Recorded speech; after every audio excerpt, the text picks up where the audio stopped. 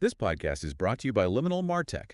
Liminal is the first Portuguese company specialized in strategic consulting and marketing operations. If you want to grow your business and deliver better customer experiences with marketing technologies such as CRM, automation, and BI, go to www.liminal.pt and find out how. Go to www.liminal.pt to know Salesforce, HubSpot, Zoho, or Ample Market Solutions.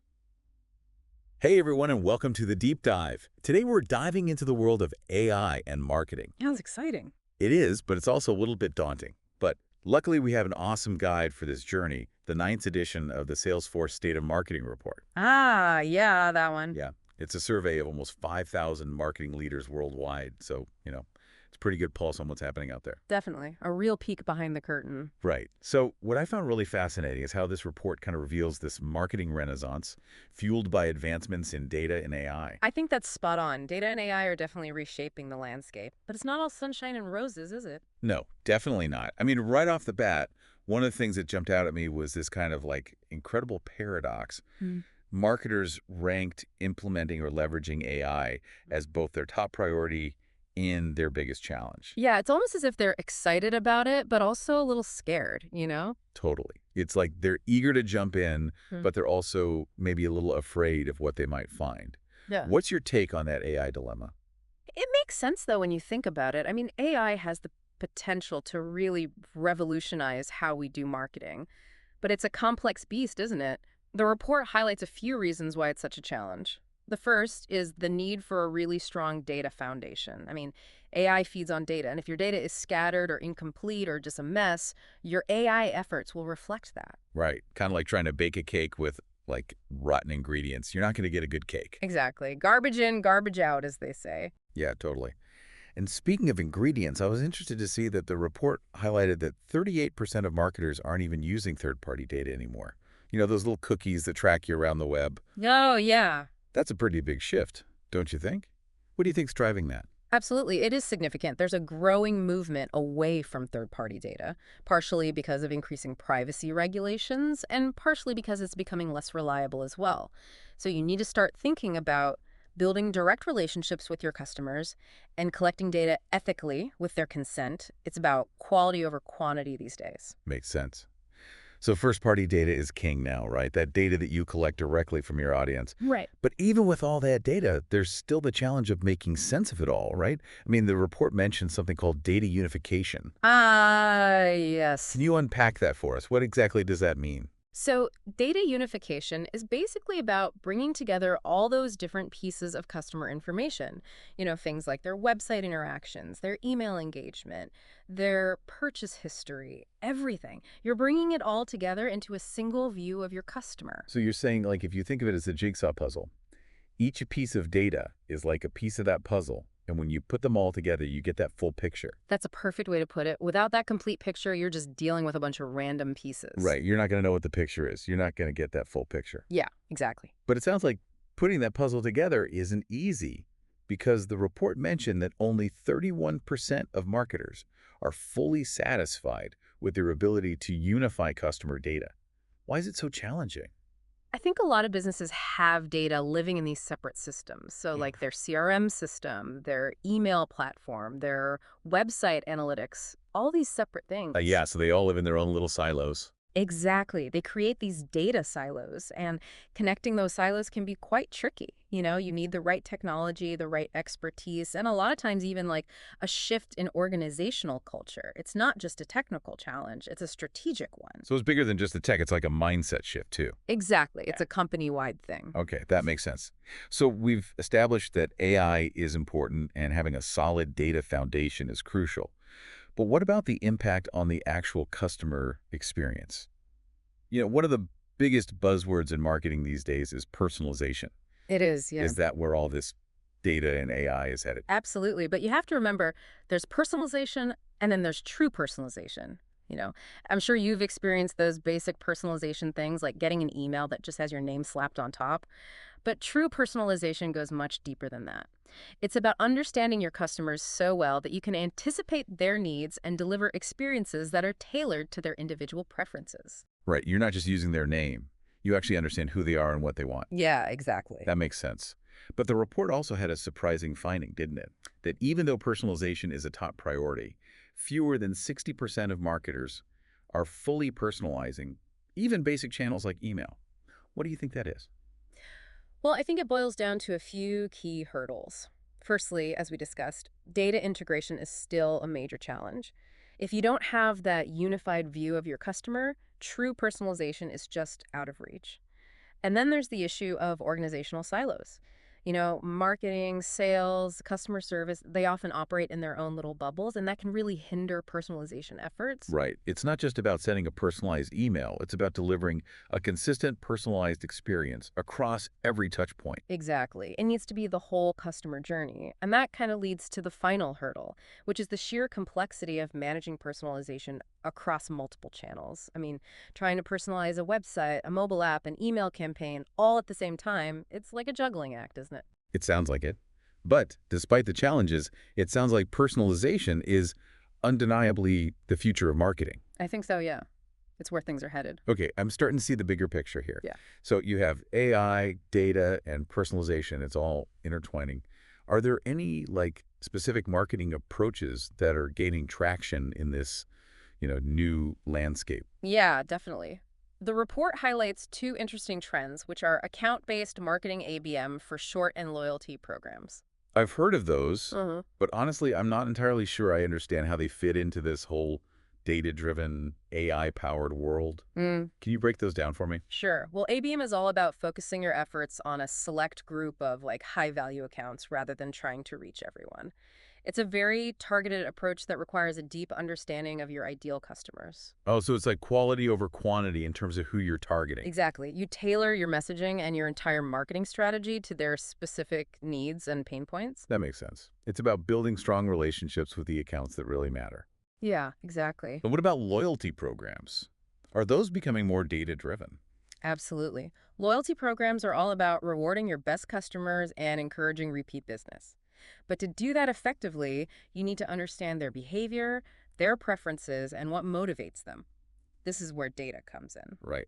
So you can actually give them what they want, not just what you think they want. Exactly. A good loyalty program uses data to personalize rewards, offers, and communications, making customers feel valued and appreciated. Ah, so it's about creating a genuine connection, not just throwing discounts at them. That's the key. And the report actually highlights an interesting gap here. While many companies are internally syncing loyalty data, it's often not accessible to customers across all touchpoints. So imagine earning loyalty points online, but then you can't redeem them in the store. Exactly. That's super frustrating. Doesn't really make you feel valued as a customer. No, it doesn't. So there's a real opportunity for marketers to close that gap and create a more seamless, rewarding experience for their loyal customers. Makes sense. Mm. Okay, wow, we've covered a lot of ground here. AI, data, personalization, ABM, loyalty Look programs. at Pav. It's a lot to take in. And it all seems geared toward one, overarching goal. It seems like it's all about proving marketing's worth in the end. You hit the nail on the head. In this data-driven world, marketers are under more pressure than ever to demonstrate their impact on the bottom line. Yeah. So how are they doing that? Let's shift gears and talk about how marketers are measuring their success now. Okay, great. This podcast is brought to you by Liminal MarTech. Liminal is the first Portuguese company specialized in strategic consulting and marketing operations. If you want to grow your business and deliver better customer experiences with marketing technologies such as CRM, automation, and BI, go to www.liminal.pt and find out how. Go to www.liminal.pt to know Salesforce, HubSpot, Zoho, or Ample Market Solutions. So before the break, we were talking about the pressure on marketers to prove their value in this age of data and AI. Yeah, it feels like the days of those fluffy marketing metrics are gone. So how are marketers proving their worth these days? What kind of metrics are they actually tracking? You're right, it's all about accountability now. The report highlights that the most popular marketing KPIs are all about pipeline and revenue. Makes sense. Marketers are laser focused on showing how their efforts are actually contributing to the bottom line. Right, like real results. Exactly. But I am curious about something. The report mentioned a relatively low adoption of something called customer lifetime value. Oh yeah, CLV. Yeah. What is that exactly, and why aren't more marketers using it? So customer lifetime value, or CLV, it's a really fascinating metric. It goes beyond just looking at like a single transaction and measures the total value a customer brings to your business over their entire relationship with you. So not just one purchase, but everything they do with you. Yeah, the whole picture. Think about your own most loyal customers. What would it mean for your business if you could just increase their lifetime value even just a little? Oh, wow. That's powerful. Kind of shifts the focus from just quick wins to building those lasting, valuable relationships. I can see why that would be important. Huh. But you said not many marketers are using it. Yeah, it seems counterintuitive, right? It does. But I think one reason is that CLV can be a bit more complex to measure than other KPIs. Okay, I see. You need a solid grasp of customer behavior and the ability to track data over long So it's periods. not just a quick snapshot. It's more like a long-term view. Exactly. It requires that 360-degree view of the customer that we were talking about earlier. So it circles back to that data unification and breaking down those silos. Absolutely. It all connects. It does. And the report draws a really interesting distinction between like high-performing marketing teams and everyone else. And guess what? High performers are significantly better at collecting, unifying, and activating data. Really? Yeah, they understand that data is the fuel that powers their marketing engine. Data is everything. You got it. And they don't just sit on that data, they use it to create those truly personalized experiences that we talked about earlier. They also use it to be more agile and responsive. Imagine having real-time access to all that unified data. You can make adjustments to your campaigns on the fly, optimize your messaging, personalize every interaction. That's amazing. I mean, that would be so powerful to be able to react that quickly. Right. That's the power of a really strong data foundation. It sounds like I need to step up my data game. But even those high performers, they still face challenges, right? What are some of the hurdles they're grappling with? Oh, for sure. Even at the top of their game, marketers are facing headwinds. One of the biggest is navigating the constantly shifting landscape of data privacy. Yeah, that's a big one. New regulations are popping up all the time, and staying compliant, it can feel like a full-time job. Oh, I bet. It's like trying to hit a moving target, especially with the whole demise of third-party cookies. Exactly. High performers are relying more heavily on first-party data, but that comes with its own set of challenges too. You need to be transparent about how you're collecting that data. Get explicit consent from your customers, and make sure you're using it ethically and responsibly. Trust is paramount. It's not just about gathering the data, it's about earning the right to use it. Exactly. You need to be a good steward of that data. Right. And on top of that, high performers are feeling the pressure to constantly innovate. That makes sense. The marketing landscape is so competitive, and customer expectations are always evolving. It's true. People want the next best thing all the time. Right. So it's not enough to just be good. You have to keep pushing the boundaries and finding new ways to stand out. Oh, I bet. That must be exhausting. I mean, it's exciting, but also tiring, I'm sure. You could say that, but it's Uh-huh. also what makes marketing so exciting, right? It's a constant challenge, a constant opportunity to learn and grow. Keeps you on your toes, for sure. It does. And high performers seem to thrive on that. They embrace experimentation, they're not afraid to take risks, and they're always looking for ways to improve. So it's not just about having the right data and technology. Yeah. It's also about having that right mindset, Yes. that growth Like mindset. always be learning, always be growing. Exactly. And that mindset is essential for navigating all the uncertainties that the future holds. Speaking of the future, there are some really fascinating trends on the horizon that I think we should delve into. Ooh, I like where this is going. Yeah, let's talk about what the future of marketing might look like. Okay, let's peek into that crystal ball. What's coming down the pipeline? One trend that's already making waves and causing a fair bit of head scratching is the rise of the metaverse. Ah, yes. The metaverse. I have to admit, it still feels a bit like science fiction to me. Is it really something that marketers need to be thinking about now? It might feel futuristic, but the metaverse is becoming more and more tangible every day, and it presents a whole new frontier for marketing. Think of it as like a collection of immersive digital worlds where people can interact, work, play, and yes, even shop. So it's like the internet, but instead of just looking at a screen, you're actually inside the experience. Exactly. And it's not just about those virtual reality headsets anymore. You can access the metaverse through all sorts of devices from your phone to your gaming console. Oh, wow. So it's more accessible than I thought. It is. This opens up a lot of possibilities for brands to create really engaging, immersive experiences for their customers. I can see the potential there. But how are marketers actually using the metaverse right now? What does that actually look like in practice? Well, we're still in the early stages, but some innovative brands are already pushing the boundaries. Imagine a fashion brand creating a virtual storefront where you can try on clothes and accessories using your avatar, or a car company hosting a virtual test drive event where you can experience their latest model without leaving your living room. That's amazing. So you could literally test drive a car from your couch. Exactly. That's pretty cool. It sounds like the metaverse could really blur the lines between the physical and digital worlds. It definitely will. And that's going to challenge marketers to think differently about how they engage with their customers. It's Hmm. not just about creating a website or running ads anymore. It's about building these immersive, interactive experiences that capture people's imaginations.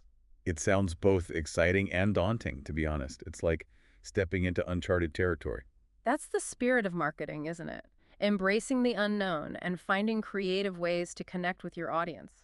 The metaverse is just one example of how the marketing landscape is constantly evolving. So what other trends should marketers be paying attention to? What else is shaping the future of the profession? Another really significant trend is the rising importance of sustainability. Oh, yeah, that was a big one.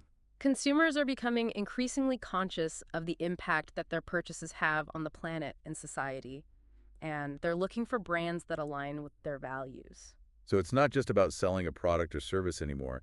It's about standing for something, having a purpose. Exactly. And consumers can smell inauthenticity a mile away. They can Yeah. spot greenwashing, those shallow attempts to appear eco-friendly without actually making any real changes. Like putting lipstick on a pig. Mm, It might look better on the surface, but it's still a pig. you got it. Consumers are looking for brands that walk the walk, not just talk the talk. They want to see real action, real commitment to sustainability. So it's about being genuine and transparent. Absolutely. And Yeah. that means marketers need to think about sustainability in every aspect of their work, from the products they promote to the way they run their campaigns. So it's a holistic approach. It is. It has to Uh-huh. be. Okay, so we've got the metaverse and sustainability. Any other big game changers on the horizon? The final trend I want to touch on is hyper-personalization. Remember Okay. when we talked about personalization earlier? Yeah. Well, hyper-personalization takes to a whole new level. It's about using AI and data to create experiences that are tailored to each individual's needs, preferences, and context in real time. Wow, in real time, that's next It level. is. It's like having a personal shopper or concierge for every customer. That sounds amazing, but is that even achievable? It's becoming more realistic every day thanks to all the advances in AI data analytics and the Internet of Things. The Internet of Things, everything's connected these days. Right. Imagine a fitness app that uses data from your wearables, your social media activity, and even your local weather to create a customized workout plan for you each day. Or a grocery store that sends you personalized offers based on your past purchases, your dietary preferences, and even the time of day you typically shop. Wow, that's incredible. It's like they can read your mind. Right. But it does raise some concerns about privacy. The more data companies collect about us, the more vulnerable we become. That's a good point. It's a double-edged sword for sure. It is. So finding that balance, harnessing the power of data while respecting individual privacy, that's the crucial balance marketers need to find. Right, you have to be ethical about it. Absolutely. Transparency is key. Consumers need to understand how their data is being used, and they need to have control over their information. So it's about empowering the consumer, giving them a choice. Exactly. Well, it sounds like the future of marketing is a pretty fascinating mix of incredible opportunities and some significant challenges. It does. Yeah. But that's what keeps things interesting, right? Exactly. That's what makes it such a dynamic and rewarding field. As technology continues to evolve, the possibilities for marketers are really endless. It's definitely not a profession for the faint of heart. You have to be adaptable and creative and have a deep understanding of the customer. Absolutely. And that brings us to the end of our deep dive into the Salesforce State of Marketing report. I hope this has given you some valuable insights into the forces that are shaping the marketing landscape and what the future might hold. It has been an incredibly insightful journey. A huge thank you to our sponsor for making this deep dive possible. This podcast is brought to you by Liminal. MarTech is the first Portuguese company specialized in strategic consulting and marketing operations. If you want to grow your business and deliver better customer experiences with marketing technologies, such as CRM, automation, and BI, go to www.liminal.pt and find out how. Go to www.liminal.pt to know Salesforce, HubSpot, Zoho, or Ample Market Solutions. And to all our listeners, thank you so much for joining us on the Deep Dive. We hope you join us again soon for another exploration of the ideas and trends that are shaping our world. Until then, keep learning, keep experimenting, and keep pushing the boundaries of what's possible in marketing. This podcast is brought to you by Liminal MarTech. Liminal is the first Portuguese company specialized in strategic consulting and marketing operations. If you want to grow your business and deliver better customer experiences with marketing technologies such as CRM, automation, and BI, go to www.liminal.pt and find out how. Go to www.liminal.pt to know Salesforce, HubSpot, Zoho, or Ample Market Solutions. Okay, so we've got the metaverse and sustainability. Any other big game changes on the horizon? Yeah, the final trend I want to touch on is hyper-personalization. Remember we talked about personalization earlier? Mhm. Well, hyper-personalization takes it to a whole new level. It's about using AI and data to create experiences that are tailored to each individual's needs, preferences, and context in real time. Whoa, in real time, that's next level. It's like having a personal shopper or concierge for every customer. That sounds amazing, but is that even achievable? It's becoming more realistic every day thanks to advances in AI and data analytics and the Internet of Things. The Internet of Things, everything's connected these days. Right. Imagine a fitness app that uses data from your wearable, your social media activity, and even your local weather to create a customized workout plan for you each day. Or a grocery store that sends you personalized offers based on your past purchases, dietary preferences, and even the time of day you typically shop. Whoa, that's incredible. It's like they can read your mind. Yeah. But doesn't that raise some concerns about privacy? I mean, the more data companies collect about us, the more vulnerable we become. That's the crucial balance that marketers need to find, harnessing the power of data while respecting individual privacy. Right. Transparency is key. Consumers need to understand how their data is being used, and they need to have control over their information. So it's about empowering the consumer, giving them a choice. Exactly. Well, it sounds like the future of marketing is a pretty fascinating mix of incredible opportunities and some significant challenges. It does, but that's what keeps things interesting, right? Absolutely. And that brings us to the end of our deep dive into the Salesforce State of Marketing report. I hope this is giving you some valuable insights into the forces that are shaping the marketing landscape and what the future might hold. It has been an incredibly insightful journey. A huge thank you to our sponsor for making this deep dive possible. This podcast is brought to you by Liminal MarTech. Liminal is the first Portuguese company specialized in strategic consulting and marketing operations. If you want to grow your business and deliver better customer experiences with marketing technologies such as CRM, automation, and BI, go to www.liminal.pt and find out how. Go to www.liminal.pt to know Salesforce, HubSpot, Zoho, or Ample Market Solutions. And to all our listeners, thank you so much for joining us on the deep dive. We hope you'll join us again soon for another exploration of the ideas and trends that are shaping our world. Until then, keep learning, keep experimenting, and keep pushing the boundaries of what's possible in marketing.